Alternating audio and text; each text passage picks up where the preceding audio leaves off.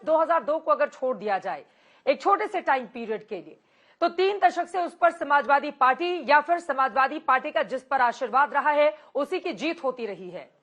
अब आपके लिए तो राह करहल में बेहद मुश्किल है। अब तो खुद मुलायम सिंह यादव चुनावी मैदान में उतर आए हैं करहल से अखिलेश यादव को भारी मतों से विजयी बनाने के लिए, और भीड़ को देखकर भी नेताजी गदगद दिखाई दे रहे थे।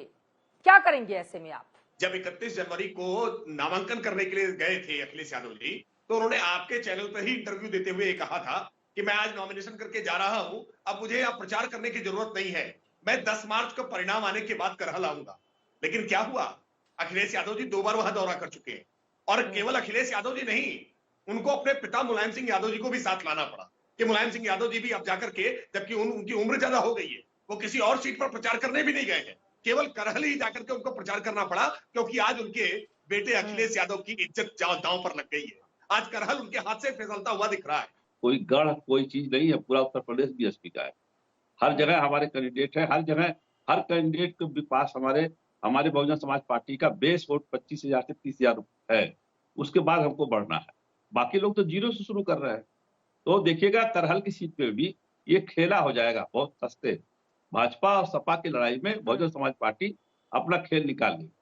और देखिए खाली करहल एक सीट नहीं है, 403 सीटें हैं, बहुमत के लिए 200 कुछ सीटें जरूरत पड़ती है। तो आप करहल को खाली बेस बना लीजिएगा तो ये तो कोई मतलब नहीं है। अखिलेश यादव जी ने आज उनके पिताजी वहां गए हैं, मुझे तो ताज्जुब होता है कि वो बेचारे मजबूरी में गए हैं कि धमका के ले गए हैं, लोग क्या करके ले गए हैं। आज की डेट में हमें नहीं लगता कि भारतीय जनता पार्टी के जितने प्रवक्ता हैं जिस तरीके की भाषा का उपयोग जब चाहते हैं मुलायम सिंह जी के खिलाफ बड़ी ही निम्न स्तर की भाषा का उपयोग करने लगते हैं, और जब चाहते हैं बड़ी ही उच्च स्तर की भाषा का प्रयोग करने लगते हैं।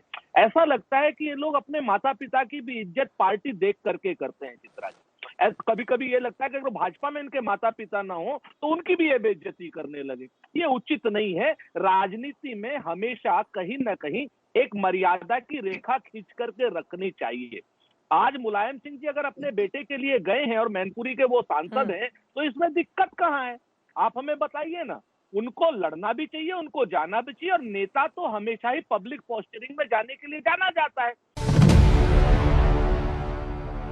कहीं दाव में बहुत ज्यादा तो नहीं बोला जा रहा है। 113 में से 100 सीटों का दम भर रहे हैं योगी आदित्यनाथ। अखिलेश यादव अब ये तीसरा दौर है जो कि गढ़ रहा है उनका। यादव बहुल क्षेत्र भी है, हमने देखा। फर्स्ट फेज छोड़िए जहां पर जाट और किसानों की आपसे नाराजगी थी, फिर दूसरा था जहां पर मुस्लिम बहुल बहुत सारी सीटें थी। क्या अति आत्मविश्वास, क्योंकि पिछली बार जब हम देखें तो पिछली बार आप लोगों ने वाकई फर्स्ट सेकंड फेज में स्वीप किया था, वो इस बार होता हुआ दिख रहा है क्या? जब आप जनता की सेवा करते हैं, निस्वार्थ भाव से करते हैं, ईमानदारी होती है, जब कानून व्यवस्था बेहतर होती है, जब उत्तर प्रदेश की जनता तक टीके जाते हैं, जब कोविड की महामारी में आप सुनिश्चित करते हैं कि कोई भूखे पेट ना सोए, तो एक आत्मविश्वास जरूर होता है। और ये जो लड़ाई है ना अंजना जी, ये एक तरफ अखिलेश यादव के मुंगेरी लाल के हसीन सपने और दूसरी तरफ योगी आदित्यनाथ जी का जो पुरुषार्थ है उसकी है। जहां उत्तर प्रदेश में चुनाव हो रहा है और आपका कोई ऐसा नेता, ऐसा मंत्री नहीं बचा जो अन्य स्टेटों से ला करके आपने प्रचार कराने का काम नहीं करा हो। बड़े बड़े मंत्री उतार दिया आपने, और अखिलेश यादव जी एक शेर की तरह डटे हुए सामना कर रहे हैं आपका। रहा सवाल एक पिता पुत्र के लिए प्रचार कर रहा है, आपको उसमें भी आपत्ति है। ये मुझे बड़े शर्म की बात है, आप में इतना डर है। उन्होंने कहा कि राहुल गांधी, प्रियंका गांधी ये नमूने हैं। मैं बड़ी जिम्मेदारी से कहना चाहता हूं और बड़ी विनम्रता से कहना चाहता हूं, किसी नेता पर व्यक्तिगत टिप्पणी करना हमारी परंपरा नहीं रही, लेकिन योगी आदित्यनाथ न सिर्फ नमूने हैं बल्कि उत्तर प्रदेश का दुर्भाग्य है। ये मैं बड़ी जिम्मेदारी से कह रहा हूं। और क्यों कह रहा हूं? हम जिस संत परंपरा को अब तक जानते आए थे वो हमको ये सिखाती रही है कि जात न पूछो साधु की, पूछ लीजिए ज्ञान, मोल करो तलवार का, पड़ा रहन दो म्यान। ये पहले ऐसे व्यक्ति हैं जो सन्यासी परंपरा से आने का दावा करते हैं। वो बता रहे हैं मैं उत्तम कुल का हूं, यानी बाकी जो लोग हैं वो क्या नीचे कुल के हैं, ये उनको नीचा मानते हैं।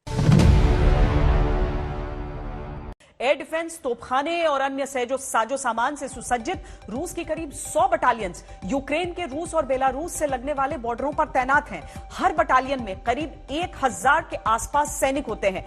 सैनिकों को सैन्य साजो सामान से लिंक करने के लिए मूवमेंट हो रही है। अलग अलग देशों की खुफिया एजेंसियों के साथ कमर्शियल सैटेलाइट के जरिए ओपन सोर्स इंटेलिजेंस एजेंसियां भी यूक्रेन और रूस के टकराव पर पल पल नजर रख रही हैं। कुछ तस्वीरों पर गौर करेंगे तो कहानी समझ में आ जाएगी। बेलारूस और रूस के बॉर्डर से 125 किलोमीटर दूर येलेन्या में रूस की सेना ने नवंबर 2021 से बड़ी गतिविधि शुरू कर दी थी। जनवरी के अंत में ली गई सैटेलाइट तस्वीरों से पता चला कि सैनिकों ने बड़ी संख्या में हाईटेक हीटेड टेंट्स में रहना शुरू कर दिया, क्योंकि इन टेंट्स के ऊपरी हिस्सों पर बर्फ जमी हुई नहीं थी, यानी तैनाती बढ़ रही थी। यूरोपीय स्पेस एजेंसी का सैटेलाइट सेंटिनल-1 यूरोप के एक एक हिस्से की तस्वीर हर 6 दिन में खींचता है। इससे गाड़ियों का पता तो नहीं चलता, लेकिन जो मानव निर्मित निर्माण होते हैं उसमें सैटेलाइट के रेडार की तरंगें टकराकर वापस आती हैं और इससे अंदाजा मिलता है कि मूवमेंट हुई है या नहीं हुई है। यूरोपीय सैटेलाइट के डेटा का विश्लेषण करने से यह पता चला कि 23 जनवरी 2022 से 11 फरवरी 2022 के बीच रूस के सैनिकों को भारी तादाद में येलेन्या से यूक्रेन के बॉर्डर पर भेजा गया। क्राइमिया के नोवजुरनो कैंप में फरवरी में अचानक सैनिकों की तादाद बढ़ गई। क्राइमिया में ही एक पुरानी और इस्तेमाल में न आने वाली एयरफील्ड के आसपास अचानक बड़ा कैंप बन गया।